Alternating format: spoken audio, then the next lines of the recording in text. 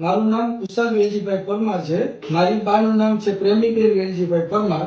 એની ઉંમર છે 98 વર્ષ અને જામનગરથી ડોક્ટર દીપેન શાહના રેફરન્સથી આવેલ છીએ. એને પિત્તાશયમાં રસી અને પાણી ભરાણ હતા એટલે સાહેબે અમને ડોક્ટર કાર્તિક સુતરિયા પાસે મોકલેલ. એમને ઓપરેશન કરેલ છે અને સફળ થયેલ છે. આજે 12 દિવસ થયા છે. એમાં ડોક્ટર કાર્તિક સુતરિયાનું બહુ જ સરસ કામ છે અને એકદમ સફળ છે.